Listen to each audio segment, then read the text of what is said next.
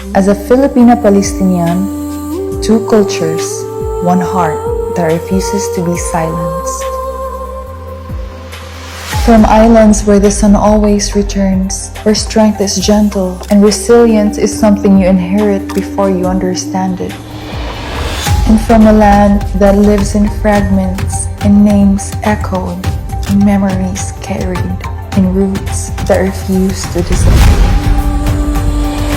I stand here as the meeting of two worlds, a woman not divided by heritage, but empowered by it. And that beauty is not just what we see, but it is what we stand for. Not divided, but defined. Not unfinished, but becoming. I am Gazini Granados. And I am not just a story to be told. I am a story still. So mga kapolitika, inyo pong napanood itong si Gazini Granados para dito sa kanyang introduction official video sa mga ganap na MJ All-Stars sa susunod na mga araw. At naka-highlight dito yung kanyang pamilya na nandun sa Gaza, na kung saan ay patuloy pa rin ang sigalot ngayon at conflict doon. At marami ng mga inosenteng buhay ang nawala dahil sa nasabing gulo. So ito yung isa sa mga highlight ng advocacy ni Gazini Granados, yung panawagan ng kapayapaan sa nasabing lugar, dahil ito ay isa rin naman sa mga tema ng Miss Grand International, ang Stop the War and Violence. So in other words is magagamit rin talaga ni Gazini Granados yung sitwasyon ng kanyang pamilya doon sa conflict sa Gaza. So yun yung latest ngayon, at umabot na ito mga kapolitika ng 62,000 reaction doon sa page ng Miss Grand International. At again, bukas na po ang maging flight ni Gazini Granados dito sa Ninoy Aquino International Airport, mga 3 PM ng hapon. So yun ang pinaka-latest ngayon dito kay Gazini. At samantala mga kapolitika, dito nun po tayo sa Miss Eco International, dahil dumating na po sa Egypt itong ating kababayan at representative ng ating bansa na si Miss Philippines Gabby Carvalho is taking on Egypt with grace and purpose for Miss Eco International 2026.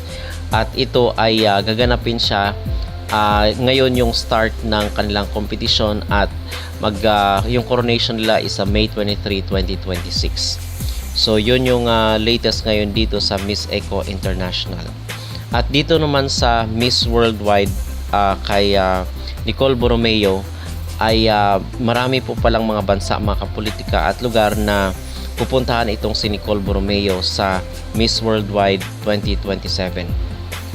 Pilipinas representing our Miss Philippines Worldwide Nicole Borromeo, introducing Miss Philippines Worldwide 2026. More than a title, the Miss Worldwide Philippines is a global platform that celebrates individuals who embody the spirit of fashion, culture, entertainment, and the performing arts.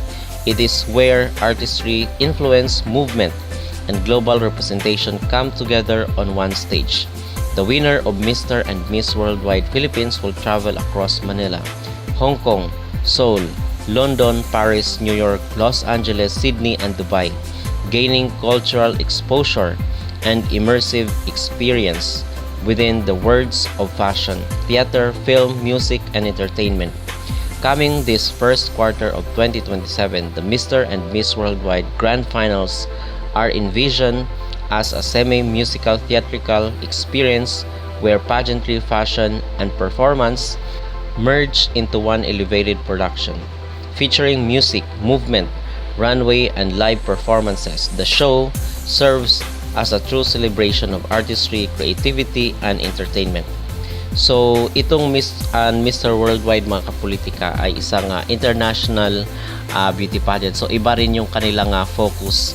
Dito sila sa mga musical, mga performing arts, and then with collaboration of course sa pageant. So, yun yung tema ng pageant na ito. So, iba-iba din yung style nila. So, atin pong abangan kung ano yung maging estilo ng kailang production dito sa Miss Worldwide 2027. So mga kapolitika, yun po ang ating pinaka-latest na update dito sa mundo ng beauty pageant. Ano po ang inyong masabi dito sa introduction video ni Gazini Ganado sa MGI All-Stars? Mag-comment down below at huwag kalimutang mag-like at mag-subscribe na rin kayo para updated kayo sa ating mga latest issue. Ay, ako lagi.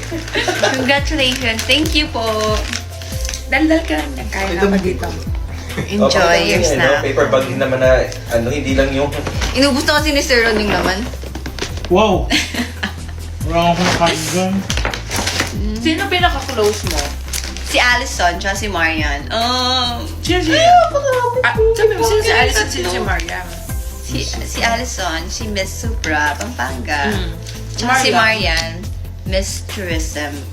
Ano yun? Worldwide. Worldwide. Ba't kayo nag-click? Oh, Ba't parehas bit ka sila. nila? Wala. Parehas silang lamigin. Parehas kaming namigil. Alam Sa mo, tingin niyo, ba't nag-click yung friendship niyo? Bakit close ka with Allison and Marian? Hindi din nagkakalayo yung age namin. 22 ako, 23 si Marian, tapos 24 si Allison. Pero ano yung Ay, tsaka kabangpangan si Ali, kaya nung una. Because so, Akala ko ang close mo dun si, Ate Tim. oh, close na kami ni Ate Tim. Eh, normally Hindi kasi, mo ginbanggit. hindi, kasi yung, may mga part kasi na parang minsan na kasama ko sa schedule sila Allison, kaya minsan di ko nagkikita ni Ate Tim. Pero closing kayo. Oo, mabait din si Magkabait Ate Tim. kayo. Oo, kasi Bisaya eh, so, ang miss si Ate Tim. Ate Fatima Magkabait tawag kayo. ko sa kanya. Mm-mm. Oo naman. Okay. Next May question. gusto yung ko. Ay, sa'yo ba to? Ay, sa'yo pala to. Okay ah. Bigyan kita. Thank Sa'yo na lang. Tama na. Kain ta ako ng Jollibee. Mamaya. Bakit Chelsea manalo? Eto si Jen Rose.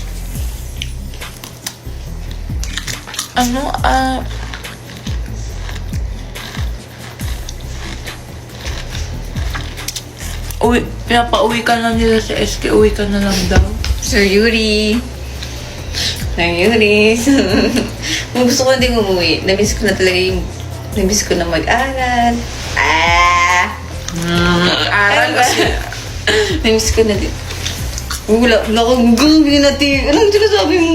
Kasi nasabi mo, ang ginbanggit. Ang birthday ni ate. Pupunta ko ng Ba't birthday. in-screenshot mo yung face ko? event ka. Saan face mo dyan? Yun. Ano? In-screenshot mo. Saan face mo? Okay. Saan face mo? You know. Hindi ko nakikita. Wala akong face. Tagal mo ko. Hindi, isend lang sa kanya.